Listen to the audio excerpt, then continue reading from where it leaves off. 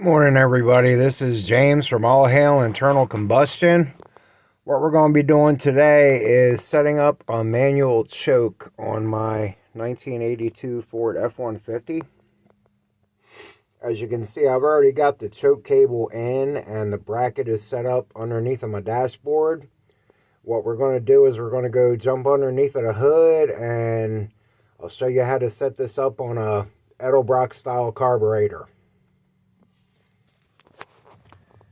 Now we're out here underneath of the hood, and as you can see, I've got a rubber grommet put in my firewall, and I got my choke cable coming through it, and it's the same hole that I use to put my oil pressure sender through, and a few of the wires coming out from underneath of the dashboard.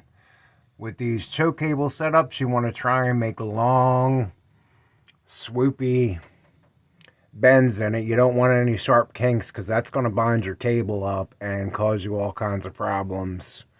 When you try and pull it or push it, it's going to take a lot of the feel away from it. So make sure you leave yourself some slack and run it in a nice free place where everything's easy to get to. All right, now what you're going to want to do is that you brought your cable out here underneath of the hood, you're going to have a lot of excess. So you want to set your cable in a decent place and figure out how long you're going to need it to be. And remember to take into consideration your throw for your choke. So when it's open, it's all the way out here. So I want to make sure that my outer cable is back behind this point and my inner cable is well past here, because we're going to bend a little L into this to get it to fit in the hole, and then we can go ahead and attach it right there. So I've got my cable cut, everything looks good. This is my full open position. If I reach over here and goose the throttle, that's going to be my full closed position. So if I put my outer cable here, my L is going to need to be pretty close to this. Alright, so inside my truck, I got my cable pushed all the way in, so it's extended out here as far as it can go. We're going to go ahead and we're going to bend the L into it. Take a pair of needle nose pliers, take it over. Then I'll keep my needle nose pliers there, and I'll take it forward. So basically, I bent a little L into it. Go ahead and snip off my excess, and I'll feed that through the hole on my choke.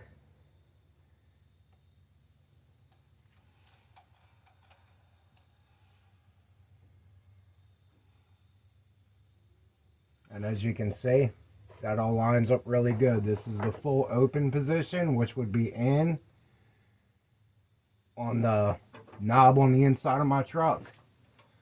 So I'll take this and open it up a little bit so I can drop my cable down into it.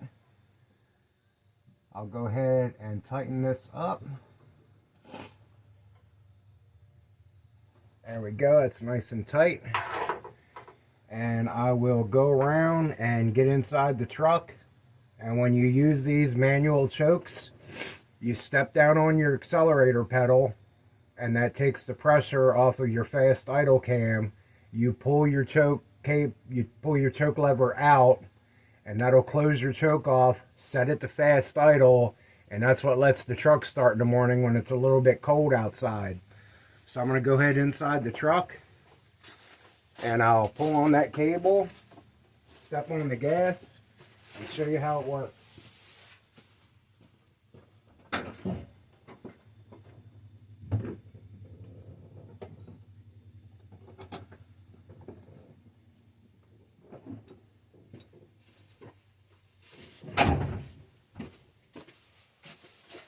Alright, so as you can see, I stepped on my accelerator pedal, I pulled my choke cable, my choke closed. It's now in fast idle, and I'm not sure if the battery's dead on this thing or not, but we'll go ahead and try and get it to start. Alright, so I got my choke closed. I had to prime it with a little bit of gasoline because it's been sitting for about a week, and you know how modern gasoline is, it evaporates after 15 seconds. So I'm going to go ahead and crank it up with the choke closed, and she should fire right up.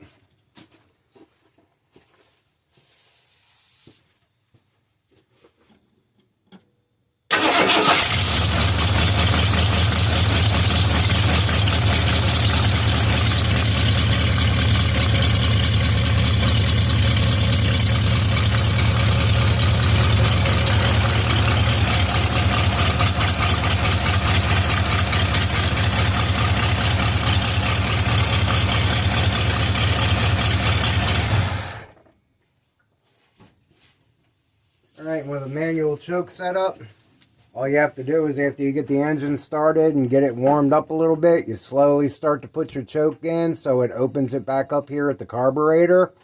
After the engine's warm, she can run full open and you can be on with your day.